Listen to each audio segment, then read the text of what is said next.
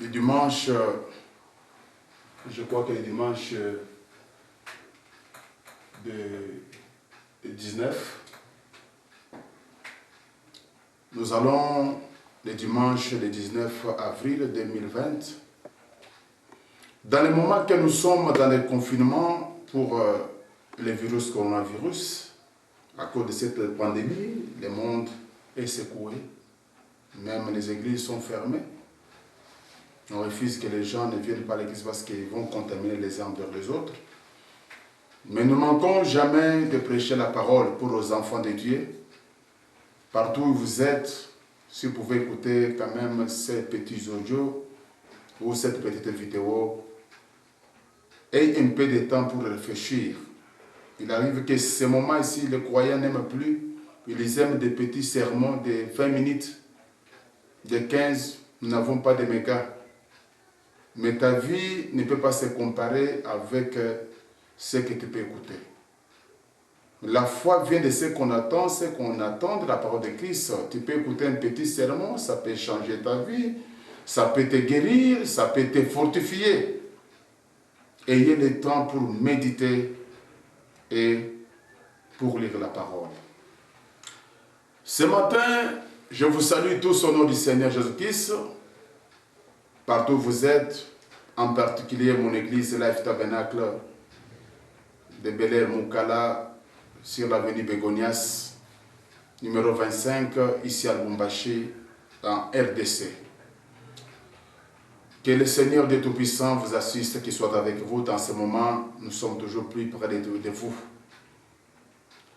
Nous allons lire dans le livre de Juges, chapitre 6, verset 12, jusqu'au verset 14.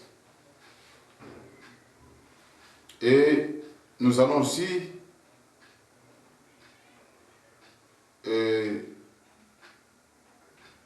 lire aussi dans Ésaïe 54, verset 14 jusqu'au verset 17. Nous commençons dans Juges chapitre 6.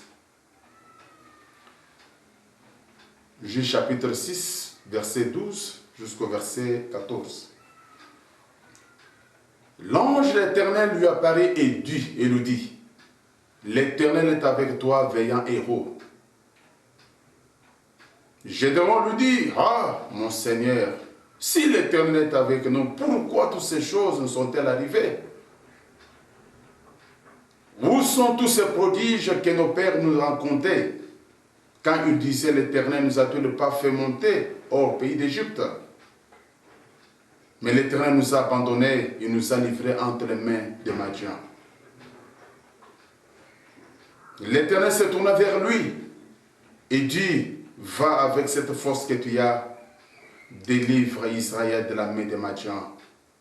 N'est-ce pas moi qui t'envoie? Alors nous allons dans Ésaïe chapitre 54 aussi, verset 14 jusqu'au verset 17. Tu seras affermi par la justice, banni l'inquiétude, car tu n'as rien à craindre. Et la frayeur, car elle ne s'approchera pas de toi. Si l'on forme des complots, cela ne viendra pas de moi. Quiconque se lèvera contre toi tombera sous ton pouvoir. Voici, j'ai créé l'ouvrier qui souffle les charbons au feu et qui fabrique une arme pour son travail. Mais j'ai créé aussi le destructeur pour la briser. Toute arme forgée contre toi sera sans effet, et toute langue qui s'élèvera en justice contre toi te la condamnera. Tel est l'héritage des serviteurs de l'Éternel. Tel est le salut qui les viendra de moi, dit l'Éternel. Que Dieu bénisse à l'église sa parole. Nous venons de lire dans ce livre de Juges chapitre 6, verset 12 jusqu'au verset 14. Nous avons lu encore dans Ésaïe chapitre 54, verset 14 jusqu'au verset 19. Ce matin, le jour veille, jour de victoire, je prends comme thème « Veillant héros, lève-toi ». Lève-toi, veillant héros. Je parle de lève-toi, veillant héros. Tu peux changer le monde. Tu peux changer ta maison. Tu peux changer ce qui peut arriver dans notre pays, la RDC. Veillant héros, lève-toi. Nous trouvons que selon, quand nous entrons dans l'histoire, les héros, ce sont les gens qui ont un esprit ou un cœur de lion. Un héros, c'est quelqu'un qui ne regarde pas son état, mais qui obéit à l'esprit qui est en lui. Nous avons, comme dans notre pays, nous avons celui que nous appelons héros national, Lumumba. C'était un homme comme nous tous. Mais cet homme pour l'indépendance du Congo, pendant que tous les autres réclamaient l'indépendance du Katanga, l'indépendance de Kasaï, l'indépendance de Bas-Congo. Mais nous voyons cet homme, un esprit est descendu sur lui. Devant les Blancs, les hommes qui avaient les armes. Mais il a frappé sur la table, il a dit non. Congo doit devenir un pays indépendant. Malgré tout ce que le Blanc avait fait de lui, et cet homme avec l'esprit d'héroïsme, il s'est crié la dit, Congo ne sera toujours indivisible. Et quand cet homme, malgré qu'il est parti, mais les paroles de cet homme héros national, Lumumba, ça fait la fierté de notre pays. Mais d'où venait cet esprit-là, on ne comprend pas. L'esprit d'héroïsme était entré en lui. Nous voyons pour les États-Unis d'Amérique un homme qu'on avait appelé George Washington. Cet homme, au moment que les Britanniques dominaient sur l'Amérique, mais cet homme s'est crié, lui-même l'a dit, l'Amérique doit devenir un pays indépendant.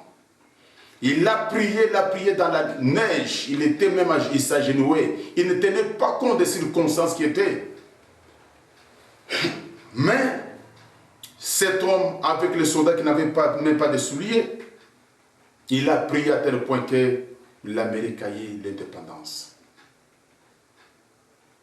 Nous trouvons en Allemagne, il y a quelqu'un qu'on appelait Adolf Hitler.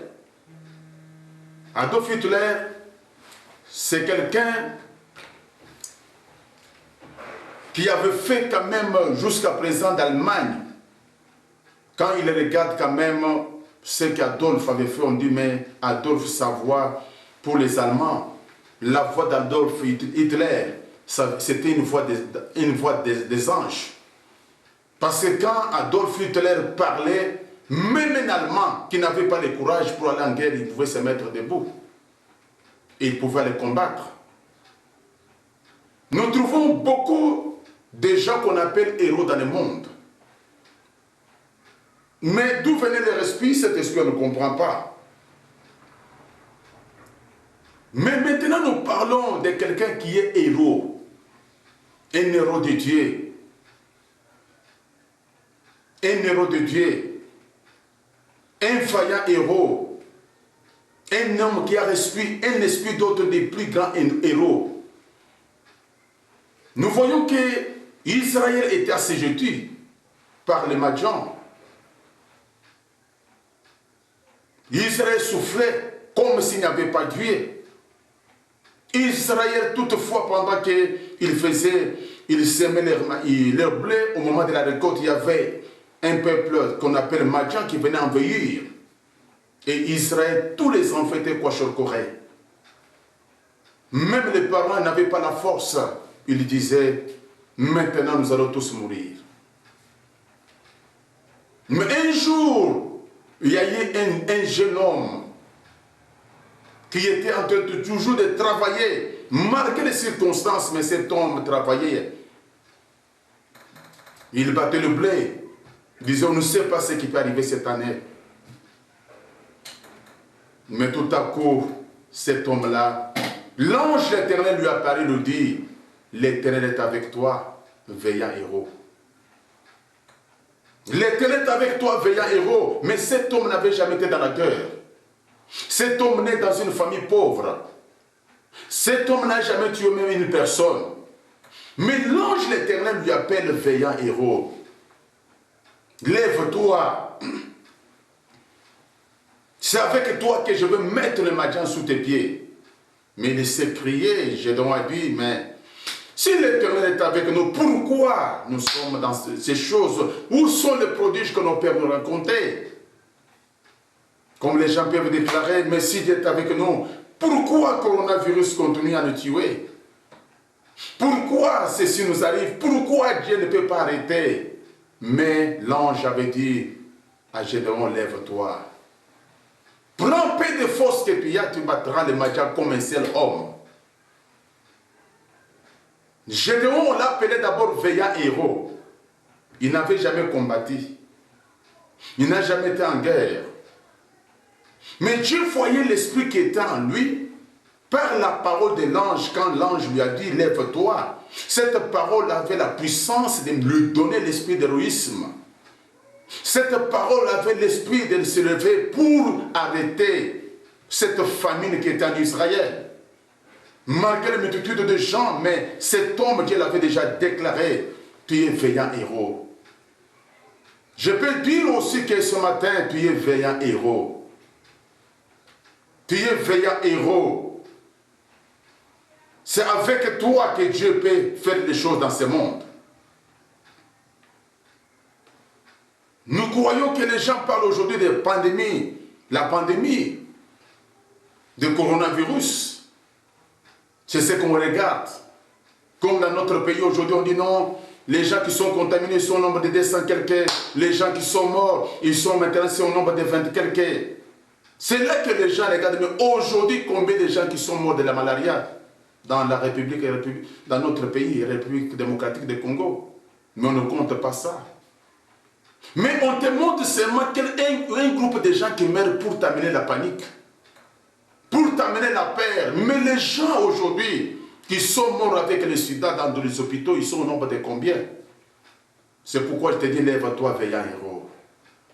Combien de gens aujourd'hui qui sont morts d'une simple diarrhée, mais on ne parle plus. Mais quand on nous montre seulement que 20 personnes sont mortes, tout le monde tremble. Et quand on nous montre aux États-Unis d'Amérique combien est-ce qu'aujourd'hui, il y a eu 1000 personnes. Mais dans notre pays, la RDC, pour l'Ebola qui est là-bas, il y a eu à peu près 3000 personnes qui étaient mortes. Mais le monde n'en avait pas parlé. On nous parle de la rougeole pour l'année passée, la rougeole a tué pour la RDC 6000 enfants. Mais les gens n'en parlent plus. Mais on nous parle du coronavirus. Cette pandémie, mais vous oubliez cette grande pandémie qui avait commencé au jardin d'Éden. La contamination est jusqu'au présent. À présent, il y a à peu près 6 milliards de personnes dans le monde. Mais cette pandémie-là, les gens n'en parlent plus. De la contamination qui avait commencé dans le jardin d'Éden par Adam. Et combien de gens qui sont atteints de cette pandémie? Dieu avait dit à Adam, les jours que tu mangeras cet arbre, tu mourras. Mais le moment que Adam avait brisé la parole de Dieu, c'est là que la mort est entrée. La mort peut entrer sous plusieurs formes. Par le coronavirus, par la rougeole, par la variole, tout ça. Ce n'est pas d'abord ça le problème qu'on appelle, l'homme s'appelle pandémie. Mais la grande pandémie avait commencé dans les jardins, c'était la pandémie du péché. Cette pandémie du péché, la contamination est allée d'Adam, de toute la génération d'Adam. On a vu Adam qui est mort. On a vu, malgré qu'il y a Dieu avait envoyé le déluge pour tuer les gens, même dans l'arche que Noé était entré, la pandémie était entrée, le péché était entré. Après ça, que Noé soit sauvé par les eaux, on a vu Noé devenir encore ivre. C'était toujours quoi la pandémie? Après tout, Noé est mort. Après Noé, nous avons vu même ses enfants aussi mourir. Nous avons vu Dieu appeler encore un grand homme qu'on appelle Abraham. Cet homme là-bas, il a travaillé avec Dieu. Mais la pandémie ne faisait que continuer. On a vu Adam mourir, on a vu Noé mourir, on a vu Abraham mourir. Mais ces gens ne mouraient pas de coronavirus. Mais c'était quoi d'abord de la grande pandémie qu'on appelle la pandémie du péché? Que le monde ne regarde pas, les scientifiques ne nous regardent pas ça, mais les scientifiques nous montrent seulement une petite maladie, mais ils oublient la grande pandémie où le monde entier aujourd'hui, il y a à peu près 6 milliards de personnes, ils vivent dans les péchés, ils s'entretuent, ils meurent sous les produits pharmaceutiques, ils vous meurent par empoisonnement, ils vous meurent par le banditisme, ils vous meurent par toutes sortes de manières, mais on nous montre la pandémie de coronavirus. Je te dis ce matin, lève-toi, veillant héros. La Bible déclare dans Ésaïe 54, verset 14, dit, tu seras fini par la justice, banni l'inquiétude, car tu n'as rien à craindre. Et la frayeur, elle ne s'approchera pas de toi. Si l'on forme des complots, ça ne viendra pas de moi. Quiconque s'élèvera contre toi tombera sur ton pouvoir. Écoutez maintenant ce que dit la Bible. Voici, j'ai créé l'ouvrier qui souffre les charbons de feu. Voici, j'ai créé, moi l'Éternel, l'ouvrier qui souffle les charbons au feu, qui fabrique une arme pour son travail. Mais j'ai créé aussi les destructeurs pour la briser. Moi l'Éternel, j'ai formé. C'est moi qui ai créé l'ouvrier qui envoie le feu, qui a formé l'arme pour te tuer, pour tuer. Mais je t'apprends encore que moi, l'Éternel, j'ai encore un destructeur, j'ai formé encore celui qui peut encore détruire l'arme que moi-même j'ai permis. Et toute arme forgée contre toi sera sans effet. Et toute langue qui se lèvera en justice contre toi, tu la condamneras. Tel est l'héritage des serviteurs de l'Éternel.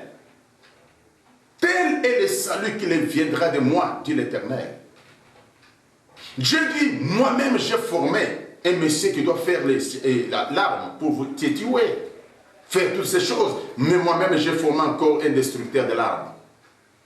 Le même Dieu qui a permis qu'il y ait coronavirus, le même Dieu qui a permis qu'il y ait coronavirus, peu importe la forme qu'elle est venue, que cette maladie est venue, le même Dieu dit encore, il y a encore un destructeur. Il y a encore une puissance qui peut arrêter le coronavirus. Il y a une puissance qui peut la briser, cette maladie. Parce que aujourd'hui on nous parle de vaccins. Mais je t'apprends que pour la grande pandémie qui avait commencé au Jardin d'Éden, où aujourd'hui les gens, des 6 milliards de personnes sont tous avec les symptômes de cette pandémie, du péché. La maladie est venue à cause du péché. La mort est venue à cause du péché. Toutes ces choses. Mais je t'apprends encore qu'il y a eu un vaccin. Le vaccin là était venu comment? Dieu lui-même avait pris l'antidote. Il avait examiné sur son propre fils. Ce n'est pas aujourd'hui parce qu'il y a un vaccin. Le vaccin là, il faut d'abord qu'on cherche à mettre sur le cobaye. Lui-même qui a inventé le vaccin ne veut pas vouloir qu'on essaie sur son corps. Lui, il va vouloir qu'on essaie sur le corps de quelqu'un d'autre, mais parce que lui, il n'est pas sûr. Il n'est pas sûr de son vaccin. C'est pourquoi il utilise d'abord le cobaye qui s'appelle tuer. Si moi-même je sais, c'est lui qui a fabriqué et le vaccin, je peux mourir. Mais notre Seigneur était sûr. Dieu Tout-Puissant était sûr pour arrêter la pandémie du péché qui avait commencé depuis le Jardin d'Éden.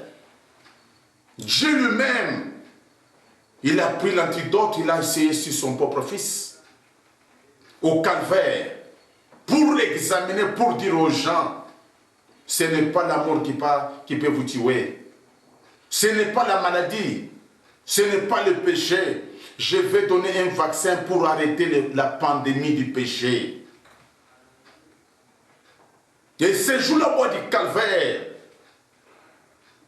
il a été essayé sur son corps pour voir si la mort pouvait l'arrêter. Dans son corps, on a essayé les maladies.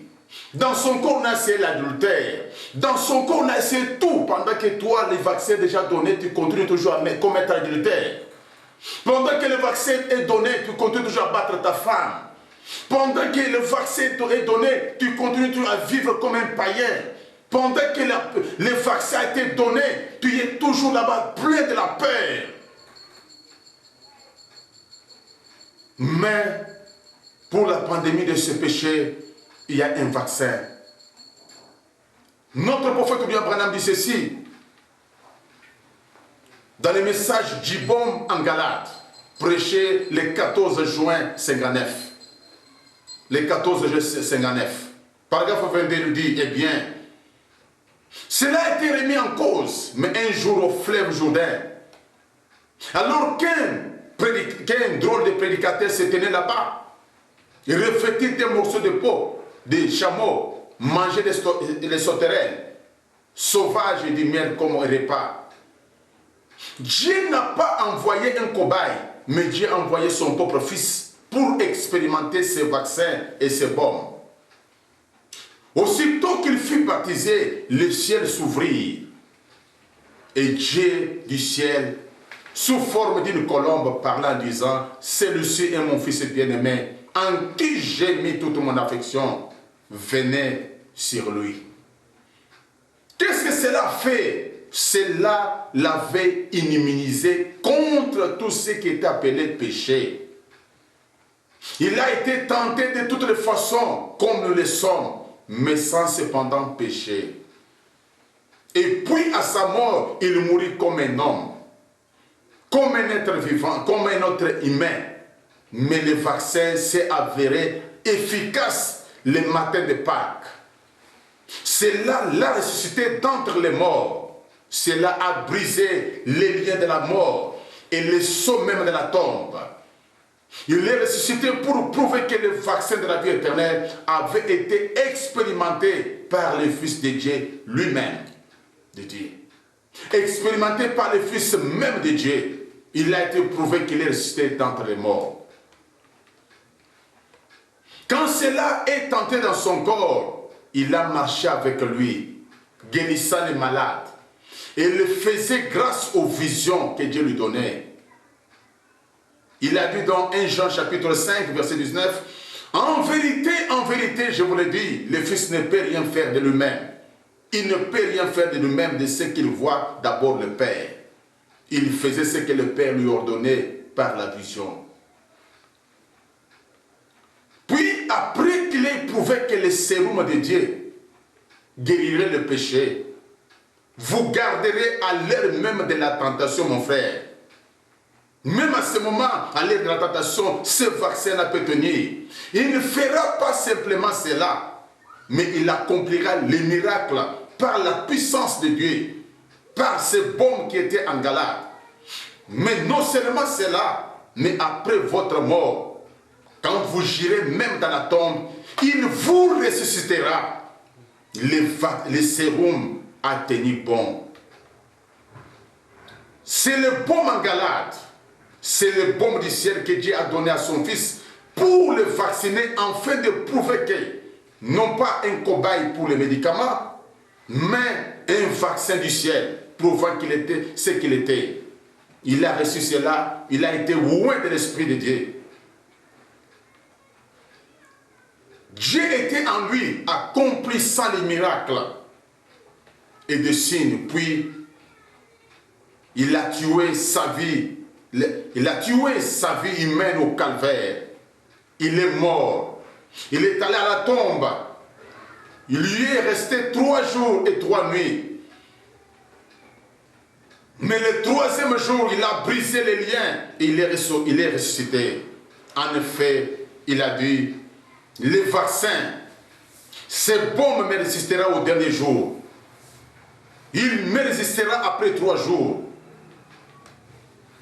Eh bien, il a prescrit cela à ses disciples en disant, n'allez pas à quelconque séminaire pour apprendre à prêcher, mais allez dans la chambre haute, allez dans la ville de Jérusalem, jusqu'à ce que vous soyez vaccinés du ciel. Il prendra soin de vous. Ou cette bombe, elle prendra soin de vous. Elle vous gardera aux heures de tentation avec ce vaccin. Une fois que vous en êtes loin, c'est la vie éternelle. Je veux que vous alliez par tout le monde prêcher la bonne nouvelle à toute la création. Vaccinez tout celui qui doit croire. Voici les miracles qui accompagneront ceux qui m'ont crié. Oui, mon frère, ma soeur, il y a eu un vaccin. Le vaccin là avait des effets majeurs. Le vaccin là guérissait les maladies physiques. Le vaccin là guérissait les maladies spirituelles. Tel que tu es là, le vaccin là, bombe en Galate, le bombe qui est descendu du ciel, c'est capable de te guérir de n'importe quelle maladie.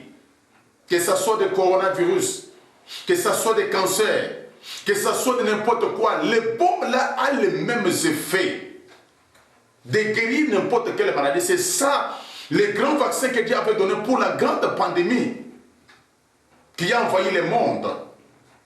Cette pandémie-là, il n'y avait personne qui devait donner solution, mais Dieu a pris le vaccin. Il a essayé sur son propre fils. Cela a tenu. Il a été tenté par toutes sortes de maladies. Il a souffert aussi le mal de tête. Il a senti la douleur de la mort. Mais cet homme-là, il est mort comme un homme, mais il est ressuscité comme un fils de Dieu. Les bombes en Galate ou le vaccin a les effets de te guérir dans ton corps, guérir même les maladies du péché. On parle seulement pour celui qui tue le corps, coronavirus. Mais cette pandémie du péché qui conduit dans l'homme, on n'a jamais cherché un vaccin, mais Dieu a trouvé un vaccin. Même à la mort, même si tu meurs aujourd'hui de n'importe quelle maladie, ne regarde pas seulement le coronavirus. Tu peux faire un AVC, tu peux mourir, mais il y a ces bombes pour toute personne qui croit, qui sera vaccinée.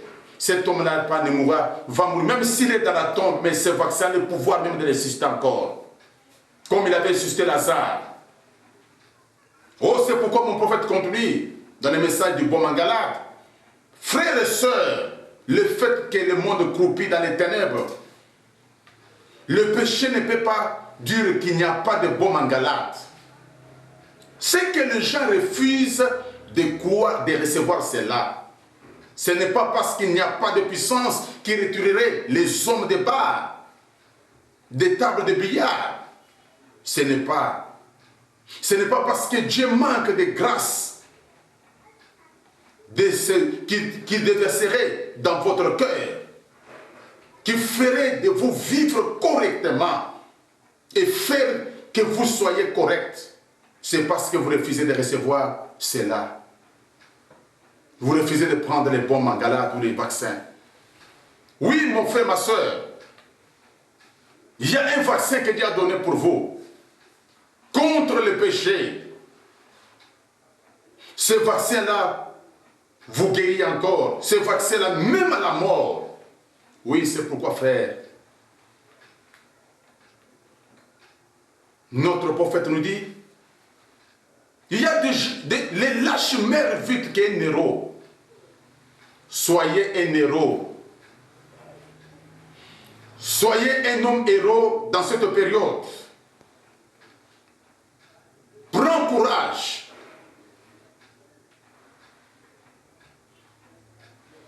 Notre prophète dit, dans le message de la foi prêché le 29 décembre 57, quelle promesse bénie la foi en Dieu pour beaucoup de gens. C'est quelque chose de stupéfiant. Mais pourtant, nous devrions avoir honte de nous-mêmes, de confesser que nous n'avons pas la foi en Dieu. D'abord, il y a des lâches qui meurent 10 000 fois pendant qu'ils sont ici sur la terre. Mais un héros ne meurt jamais. Sa mémoire subsiste par suite de ses hauts faits héroïques. Et d'habitude, les gens qui ont la foi sont les gens qui ont des expériences. Et l'expérience produit la foi. Oui, mon frère, les lâches meurent 10 000 fois que même les héros. Un héros, même si le meurt, on ne parle pas de sa mort. Un héros, on voit les œuvres que cette personne a laissées. Aujourd'hui, le Mouma, comme héros national, on parle de lui. On parle aujourd'hui de Mosé Laurent Désiré Kabila, l'homme qui a dit « Je ne trahirai jamais le peuple congolais ». Malgré qu'il est mort, mais sa parole là, elle reste toujours. C'est une honte aujourd'hui pour les gens qui se disent chrétiens, mais qui n'ont pas la foi. Tout le monde tremble. Les gens disent nous allons mourir. Mais la mort dont on parle d'abord, la pandémie, du péché d'y a trouvé un vaccin. Il ne peut pas trouver le vaccin pour ce qui se passe aujourd'hui. Un lâche meurt 10 000 fois qu'un héros. Lorsqu'un homme regarde vraiment à Dieu avec une foi pure, que Dieu est capable de tenir ce qu'il a promis, il peut se réjouir. Peu importe combien il est malade, combien il souffre atrocement, tout le mal qu'il ressent, qu'on peut prier pour lui ou pas. Pour cet homme, c'est une chose réglée, du moment qu'il reçoit la foi. Il y a un vieux proverbe que j'aime citer de temps en temps qui dit « Un lâche meurt 10 000 fois, tandis qu'un héros ne meurt jamais. » Un lâche a toujours peur. D'abord, tu as toujours eu peur, d'abord, même de toute maladie, tu as toujours eu peur. Mais maintenant, tu peux mourir avant même que le coronavirus t'arrive. Un lâche a toujours peur. Il détale à la moindre petite chose, comme nous le dirons. Dans le langage des chasseurs, il attrape tout le temps la chair de poule. Il a peur à toute petite ombre.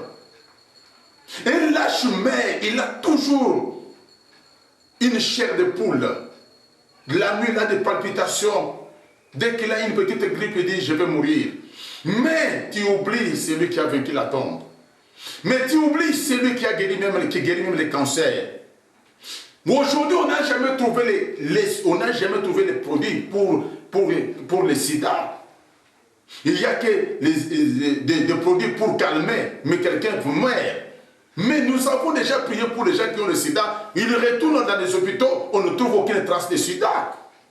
Mais ce Dieu-là n'est-il pas puissant? Ce Dieu-là n'a-t-il pas la puissance?